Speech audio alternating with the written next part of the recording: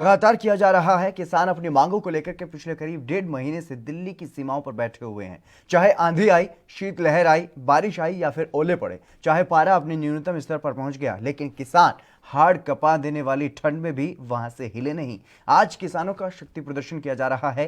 कल फिर से सरकार से बातचीत होगी, लेकिन उससे ठीक एक दिन पहले किसानों ने अपनी कोशिश की है ताकि सरकार की आंखें खुलें और सरकार इस आंदोलन पर गंभीरता से विचार करे।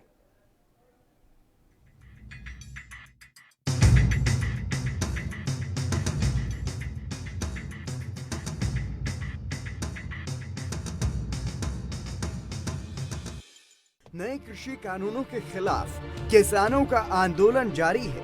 प्रदर्शनकारी किसान जहां कानूनों को रद्द करने की मांग पर अड़े हैं, तो वहीं केंद्र सरकार कानूनों को किसानों के लिए फायदेमंद बताती आ रही है। दोनों ही पक्षों के इस रवैये की वजह से अब तक कई दौर की बातचीत नाकाम रही है। अब किसानों ने 8 जनवरी को सरकार के साथ बातचीत से ठीक एक दिन पहले ट्रैक्टर रैली निकाली। इसके जरिए सरकार को संदेश देने की कोशिश की जा रही है कि उनकी मांगों को गंभीरता से लिया जाए, नहीं तो आंदोलन और तेज होगा।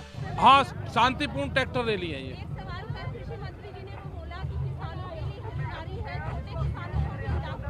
वे तो यही भाषा बोलते रहेंगे, 45 दिन में उनकी समझ में नहीं आया। अरे हितकारी होता तो आधे रेट में फसल बिकती। मगर वे इस तरह की बात कर रहे हैं, किसके दबाव में बात कर रहे हैं? उनको वापसी लेना पड़ेगा। वे जब ले ले जब ठीक है। आज जारी रहेगा, ये 2024 तक जारी रहेगा। 2024 तक 3 साल चलेगा ये आंदोलन। 3 साल चलेगा। और सरकार बात कर रही है तो हम बात कर रहे हैं ना उनसे। हाँ तो देखेंगे, बिना मुकदमे की तारीख है, देखेंगे क्या होगा। भाई मुकदमा है नहीं और तारीख लग रही, हम तो 8 तारीख भुगत लिए ना, तो फिर भुगतेंगे तारीख। किसानों के ट्रैक्टर मार्च को लेकर गुरुग्राम पुलिस अलर्ट पर है। केएमपी एक्सप्रेस वे के साथ साथ दिल्ली की सीमाओं पर बड़ी संख्या में पुलिस बल की तैनाती की गई। बताते चलें कि 25 और 26 नवंबर 2020 से, या फिर यूं कहें कि नवंबर के आखिरी हफ्ते से दिल्ली के अलग अलग बॉर्डरों पर किसान पहुंचने लगे थे। अभी तक किसान वहीं पर डटे हुए हैं और तीनों कृषि कानूनों को वापस लिए जाने तक आंदोलन जारी रखने का ऐलान भी कई बार कर चुके हैं। इस बीच कड़ाके की ठंड भी पड़ी, ऊपर से कुछ दिन बारिश का भी सामना करना पड़ा। यहाँ तक कि ओले भी गिरे और शीतलहर से तो मुकाबला होना ही था, लेकिन किसान डटे हुए। वो तो उनके, हम तो उनको बोल रहे हैं जितनी जल्दी कर देगा अच्छा रहेगा, नहीं तो बढ़ता ही जाएगा ये काम। तो हम तो अपनी मौत के जो वारंट इसने लागू की है, तो हम तो मरने आए, मारना तो मार दे, ऐसे तो जाएंगे नहीं। हम तो अपना संघर्ष जीत कर ही जाएंगे, ऐसे नहीं जाएंगे। ये जो ट्रैक्टर मार्च हमारा शुरू हो रहा है, हम ये मोदी सरकार को बताना चाहते हैं कि ये जो सिख हैं, ये जो किसान हैं, पंजाब के लोग, हरियाणा के लोग, ये किसी सरकार से ना कभी डरे हैं ना आगे डरेंगे। ये परिवार के सारे 10 मेंबर यहाँ पर हाजिर हैं। एक छोटी सी बच्ची भी है, एक बच्चा भी है, और बाकी जो हैं सभी लड़के एक ही परिवार के सारे यहाँ पर हैं। हक लेके जाएंगे, जब तक हक हमें मिलता नहीं तब तक हम यहाँ से नहीं जाएंगे। एक तरफ दिल्ली बॉर्डर पर कई राज्यों के किसान कृषि कानूनों को वापस लेने की मांग को लेकर आंदोलन कर रहे हैं, दूसरी तरफ सरकार अभी तक अपनी उसी पुराने रुख पर कायम है कि इन कानूनों से कृषि और किसानों को फायदा होगा। कानूनों को क्रांतिकारी कृषि सुधार वाले बताया जा रहा है। सरकार बीच का रास्ता निकालने के लिए आंदोलनकारी किसानों से बातचीत की खिड़की भी खोले हुए है, लेकिन दोनों ही पक्ष अपने अपने रुख से तहस से मस होते हुए दिखाई नहीं दे रहे। बुधवार को ही कृषि मंत्री नरेंद्र सिंह तोमर ने ये कहा कि प्रदर्शनकारी किसानों को कानूनों की भावनाओं को समझना चाहिए। ये कानून किसानों के लिए फायदेमंद है। कानूनों का समर्थन करने वाले भी आ रही हैं। आप सबके ध्यान में है, किसानों का विषय इस समय ज्वलंत विषय है। भारत सरकार देश के समस्त किसानों के प्रति और उनके हितों के प्रति पूरी तरह प्रतिबद्ध है। इसलिए जो किसान कृषि सुधार बिलों के समर्थन में आते हैं हम उन्हें भी मिलते हैं, जो विरोध में है उनसे भी चर्चा सरकार निरंतर कर रही है। लेकिन समर्थन में भी काफ़ी बड़ी संख्या देश भर से आ रही है, हम उन्हें मिल भी रहे हैं, वो पत्र भी लिख रहे हैं, फ़ोन पर भी बात कर रहे हैं।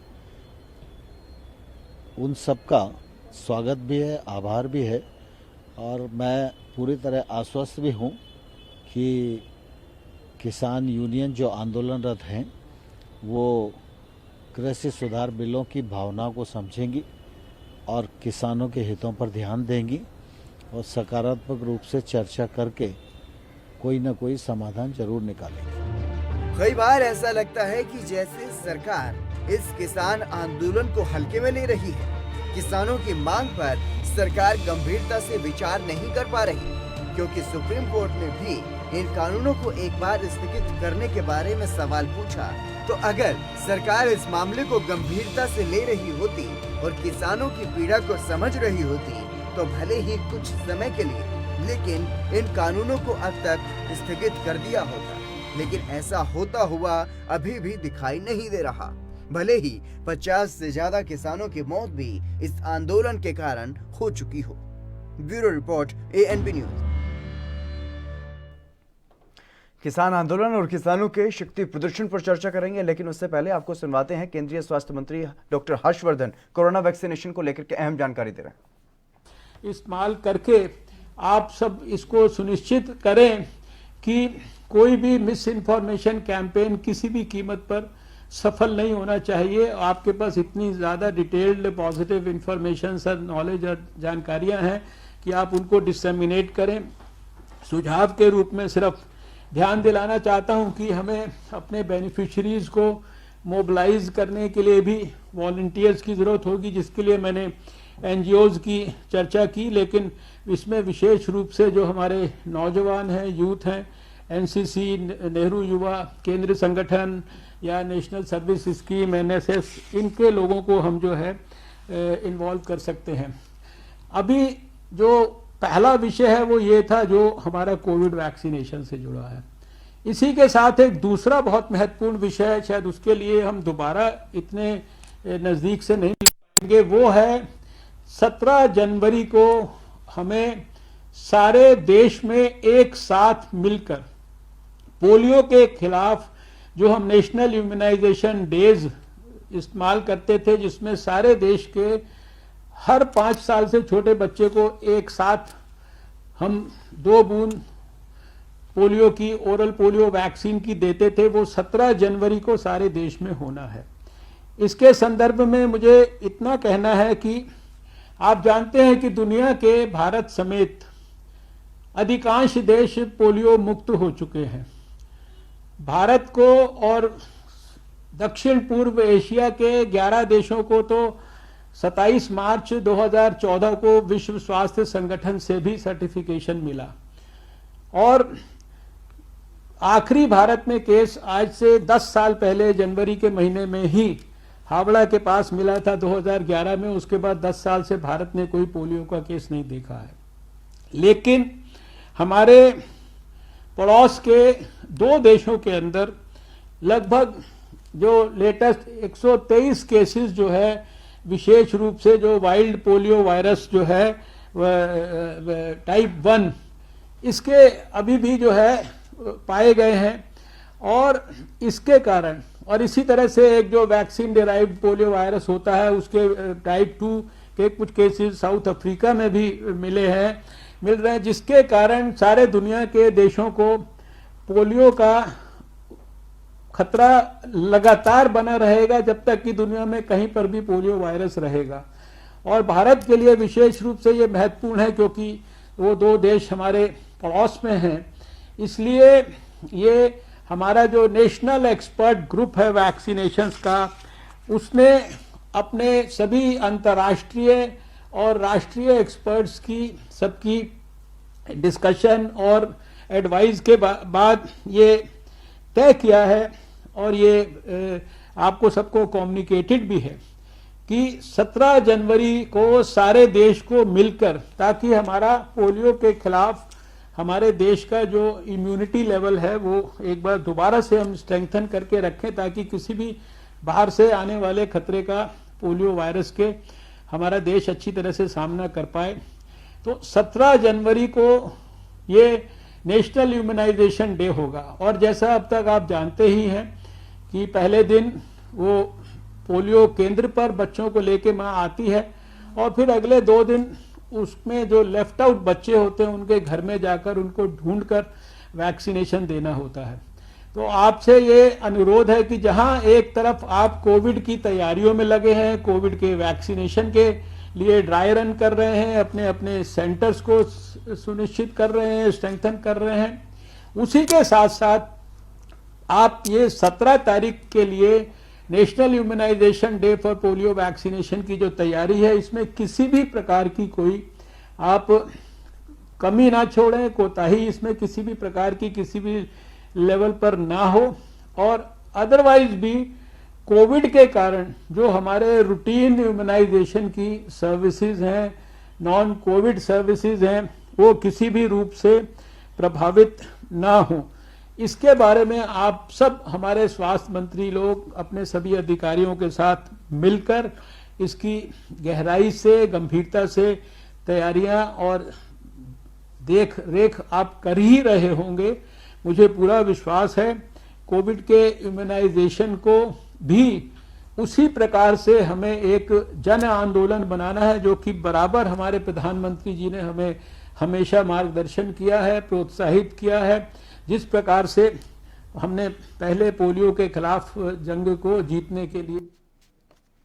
तो आप सुन रहे थे केंद्रीय स्वास्थ्य मंत्री डॉक्टर हर्षवर्धन को। उन्होंने साफ तौर पर यह कहा कि एक तरफ देश में कोरोना वैक्सीनेशन को लेकर के तैयारियां जोरों पर चल रही हैं और दूसरी तरफ जो पोलियो के खिलाफ हमारा अभियान लगातार जारी है। हालांकि भले ही भारत पोलियो से मुक्त हो चुका हो, लेकिन कुछ देशों में अभी भी पोलियो का वायरस है, इसलिए पोलियो से भी अपने आप को बचा करके रखना है। उसके लिए भी अभियान चलाया जाएगा। 17 तारीख को उसके लिए एक विशेष कार्यक्रम भी होगा। चलिए अब बात करेंगे किसान आंदोलन के मुद्दे की, क्योंकि आज किसान आंदोलन का एक अहम दिन है। किसान अपना शक्ति प्रदर्शन कर रहे हैं और सरकार को जगाने की कोशिश कर रहे हैं। ट्रैक्टर मार्च किसानों की तरफ से किया जा रहा है। राजीव तिवारी हमारे संवाददाता दिल्ली से हमारे साथ जुड़ गए अधिक जानकारी के साथ। राजीव, क्या कुछ जानकारी है फिलहाल, किस तरीके से किसानों का शक्ति प्रदर्शन आज देखने को मिल रहा है?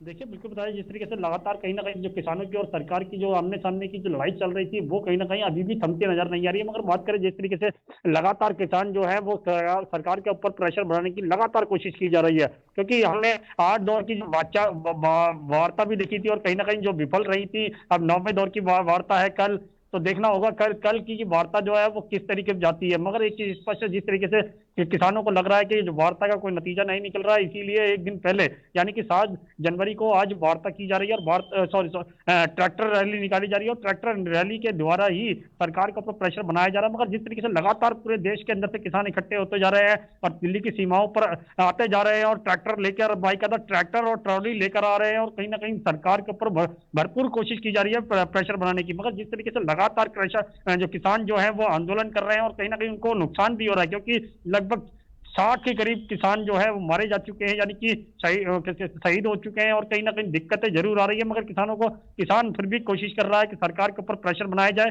ताकि सरकार जो है कृषि कानून को वापस ले सके। जी राजीव, अगर बात की जाए, एक तरफ सरकार ये कह रही है कि वो जो आंदोलन कर रहे हैं किसान, वो इन कानूनों की भावनाओं का समझें। कौन सी भावनाओं की बात केंद्रीय कृषि मंत्री कर रहे हैं? देखिए, बिल्कुल बताइए, जिस तरीके से बात करी कृषि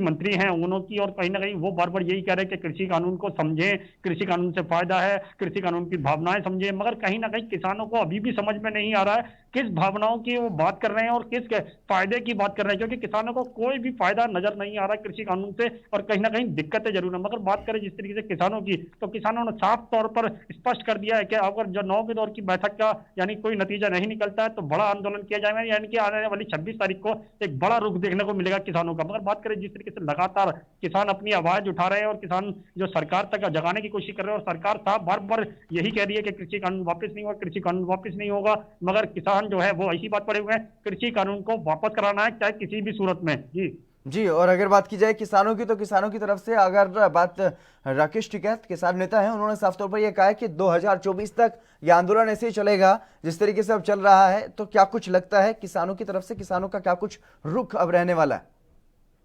देखिए बिल्कुल भाई, जिस तरीके से बात करें राकेश की, तो जो किसान नेता हैं और कहीं ना कहीं उन्होंने साफ किया है कि 2024 तक इस तरीके का आंदोलन चलेगा, यानी कि उनको भी लग रहा है कि सरकार पीछे हटने वाली नहीं है और सरकार कहीं ना कहीं कृषि कानून को वापस नहीं लेगी, बल्कि मैं और कड़े रुख अपनाएगी। मगर जिस तरीके से लगातार कृषि कानून को लेकर जो किसान लगातार प्रदर्शन कर रहे हैं और कहीं ना कहीं अपनी आवाज केंद्र सरकार तक पहुंचाने की कोशिश कर रहे हैं, मगर वो आवाज जो है वो इतनी लंबी हो चुकी है, यानी कि इतनी गैप बन चुका है जिसका कोई नतीजा निकलता नहीं नजर आ रहा है। क्योंकि बात करें जिस तरीके से 8 दौर की जो वार्ता हुई है वो भी कहीं ना कहीं विफल रही है, और 9वें दौर की जो वार्ता होगी अब वो देखना होगा किस नतीजे पर जाती है। मगर सरकार की तरफ से उम्मीद जताई जा रही है कि सरकार शायद उनकी बात समझेंगे किसान, मगर किसानों की तरफ से बार बार कहा जा रहा है जब तक कृषि कानून वापस नहीं, हम पीछे हटने वाले नहीं। जी, और वहीं अगर बात सुप्रीम कोर्ट की जाए, तो सुप्रीम कोर्ट बार बार केंद्र सरकार को जगाने की कोशिश सुप्रीम कोर्ट की तरफ से की जा रही है। एक बार फिर से कोरोना महामारी को लेकर के तबलीगी जमात की याद केंद्र सरकार को दिलाई गई है। ऐसे में क्या कुछ जानकारी है सुप्रीम कोर्ट की तरफ से, क्या कुछ पूरा मामला, क्या कुछ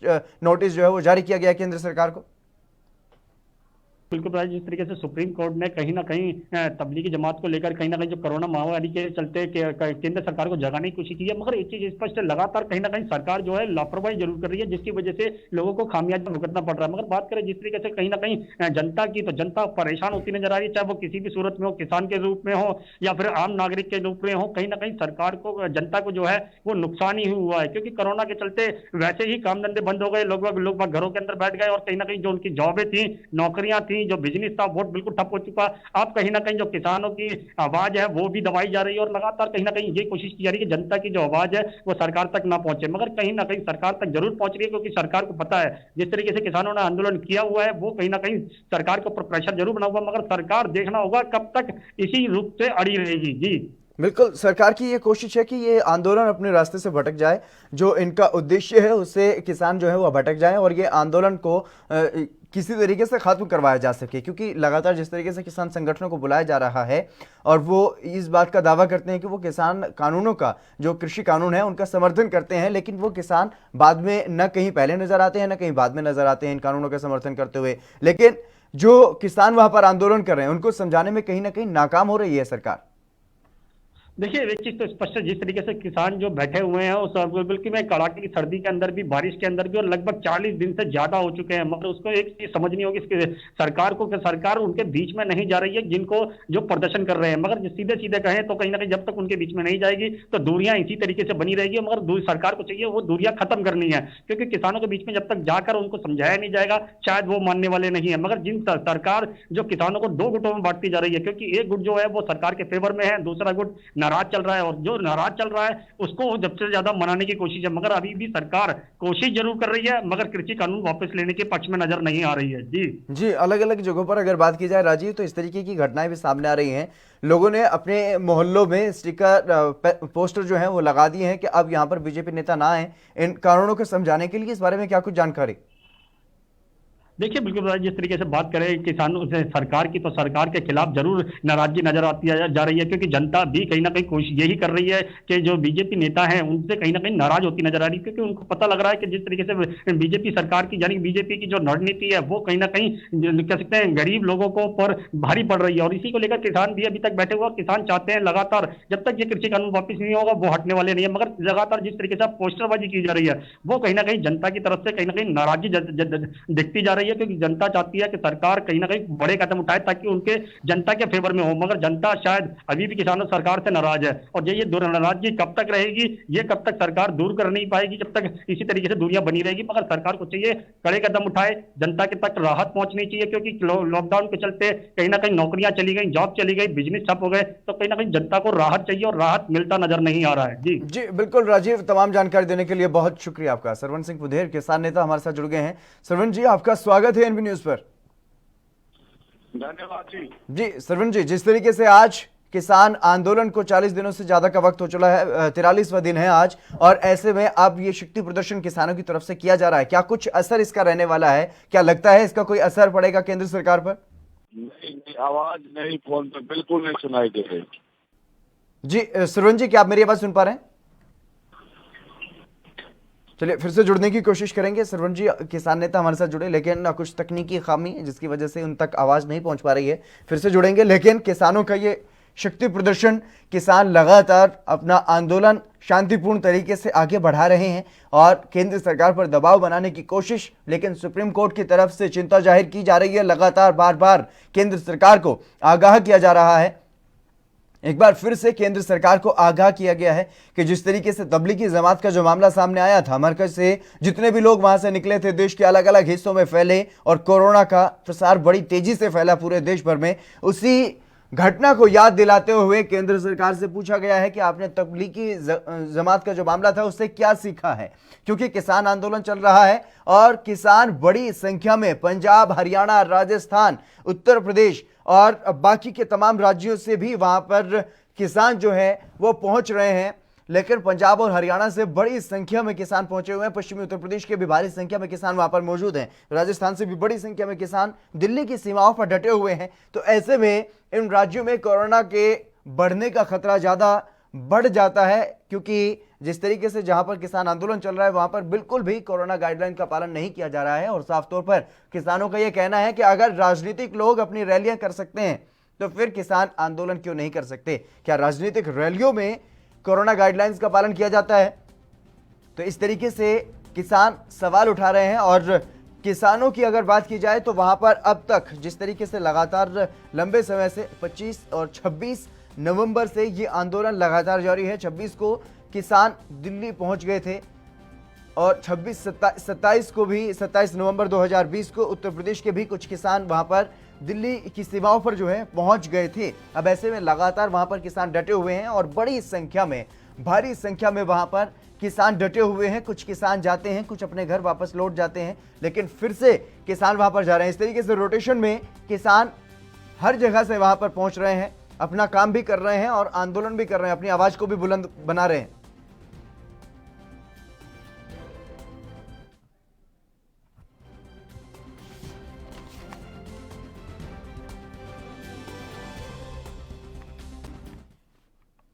चलिए फिलहाल यहां पर रुकेंगे एक छोटे से ब्रेक के लिए, जल्द हाजिर होंगे।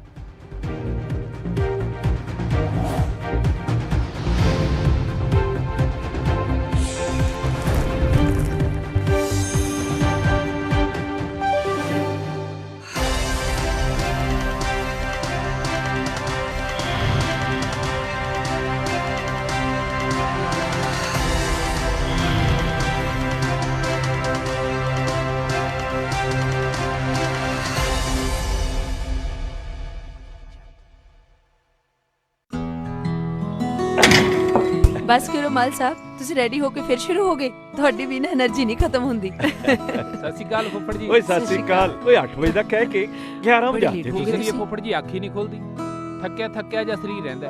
ਤੁਹਾਡੇ ਚ ਇਸ ਉਮਰੇ ਵੀ ਪੂਰੀ ਫੁਰਤੀ ਹੈ।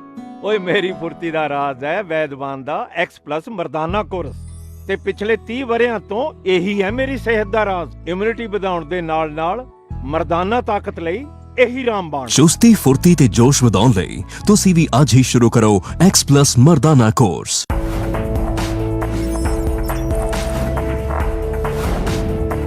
कम ब्रेक और ज्यादा खबरों के साथ देखिए ANP news in channel number पर।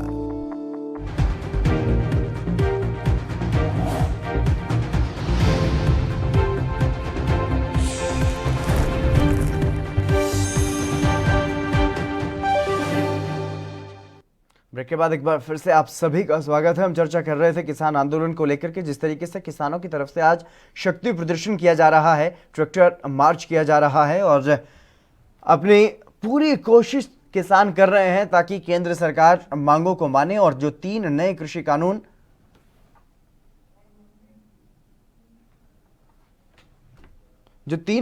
कानून लागू किए गए हैं उनका विरोध जो है वो लगातार किया जा रहा है। सरवण सिंह पंधेर एक बार फिर से हमारे साथ जुड़ गए हैं, किसान नेता। सरवण जी, आपका स्वागत है एनबी न्यूज पर। धन्यवाद जी। धन्यवाद जी सरवण जी, जिस तरीके से लगातार किसान आंदोलन कर रहे हैं, किसान अपना आंदोलन शांतिपूर्ण तरीके से कर रहे हैं और आज ट्रैक्टर मार्च, बड़ी संख्या में ट्रैक्टर दिल्ली की सीमाओं पर देखने को मिले, तो क्या कुछ लगता है, क्या केंद्र सरकार पर इसका कोई असर देखने को मिलेगा?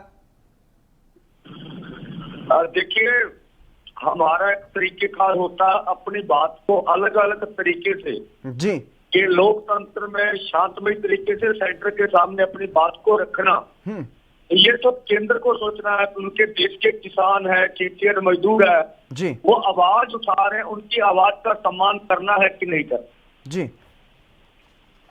लेकिन अगर बात की जाए श्रवण जी, क्योंकि लगातार जिस तरीके से लंबे समय से किसान वहां पर डटे हुए हैं, चाहे बारिश आई चाहे कड़ाके की ठंड हुई, लगातार बातचीत भी चल रही है सरकार से, तो फिर बातचीत में हो क्या रहा है? अब तक 8 दौर की बातचीत हो चुकी है, कल फिर से बातचीत होनी है, तो आखिरकार बातचीत में चल क्या रहा है ऐसा जो अभी तक समाधान निकलता हुआ दिखाई नहीं दे रहा? देखिए, केंद्र सरकार की नीति और नीयत दोनों खोती है, वो बातचीत के लिए संजीदा नहीं है। सबसे बड़ी बात है 2-3 किसान रोज हमसे बिछड़ जाते हैं, उनके घरों में जो दुख आ रहा है उसके काफी हम सीरियस ले रहे हैं, और ये बातें हमने मीटिंग में भी उठाई है। और जो केंद्रीय मंत्री तोमर जी है, साफ साफ उन्होंने पिछली मीटिंग में कह ही दिया था कि हम वापस नहीं ले सकते कानून जी। तो बचत है सरकार अड़ियल रवैया रुका। अगली मीटिंग में भी हमें नहीं लगता कुछ निकलने वाला है जी। तो फिर इस तरीके से बातचीत का क्या ढोंग किया जा रहा है सरकार की तरफ से? हाँ, अगर बातचीत में किसान नेता नहीं जाते हैं जी, तो मेन स्ट्रीम मीडिया बोलता है कि ये तो अड़ियल है, बातचीत नहीं करते हैं। बिल्कुल।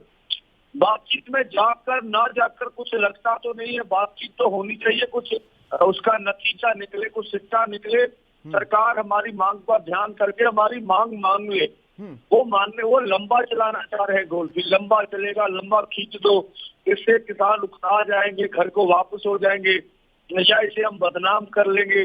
कोई अपने आदमी घुसा के, कल आरएस के आदमी पकड़े हमने सिंधु में, पोस्टर लगाते हुए, पर्चे बांटते हुए, तो क्या क्या आप इसको कहेंगे भी सरकार क्या कुछ नहीं कर रही हमारे खिलाफ? जी, तो क्या ये समझा जा सकता है कि जिस तरीके से आज राकेश टिकैत ने कह दिया है कि ये आंदोलन 2024 तक चलेगा, क्या आप इस बात से पूरी तरह से सहमत हैं? श्रवण जी, क्या आप मेरी आवाज सुन पा रहे हैं?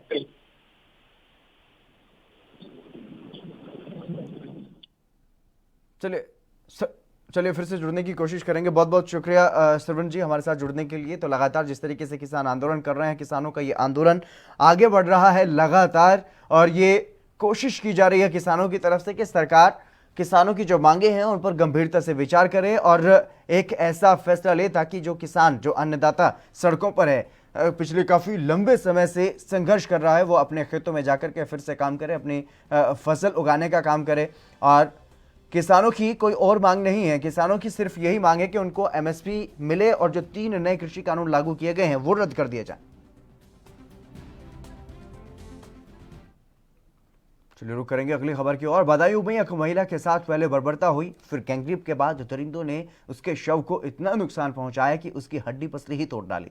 प्राइवेट पार्ट में रोड तक डालने की कोशिश की गई और इसके बाद पुलिस ने जो किया वो तो और भी शर्मनाक था। बताया जा रहा है कि महिला आंगनबाड़ी सेविका थी, उसके विसरा को फोरेंसिक जांच के लिए भेजा गया है। और बदायूं के उदैती थाना क्षेत्र में 3 जनवरी की शाम 50 साल की एक आंगनवाड़ी सेविका एक मंदिर में पूजा करने के लिए गई थी। उसे क्या पता था कि जिस मंदिर में वो पूजा करने के लिए जा रही है उस मंदिर के महंत और उसके चेलों के रूप में वहां पर दरिंदे बैठे हुए मिलेंगे। ये महिला मंदिर में पूजा कर रही थी। आरोप है कि मंदिर में ही मौजूद महंत सत्यनारायण और उसके चेले वेदराम और ड्राइवर जसपाल ने महिला को वहीं दबोच लिया और इन तीनों ने महिला के साथ दरिंदगी की सारी हदें पार कर दी। आरोपी सत्यनारायण ने पुलिस से लेकर मीडिया को गुमराह करने की कोशिश भी की। पूरी कोशिश महंत ने की, लेकिन महिला को कुएं में गिरा हुआ भी बताया गया और अब वो फरार चल रहा है। अभी तक पुलिस उसे नहीं पकड़ पाई है। वहीं अगर बात की जाए पीड़िता के घर, महिला आयोग के सदस्य पहुंची हैं, पीड़ित परिजनों से मिली हैं वो, लेकिन विपक्ष सियासत करने में इस पूरे मसले पर जुट गया है।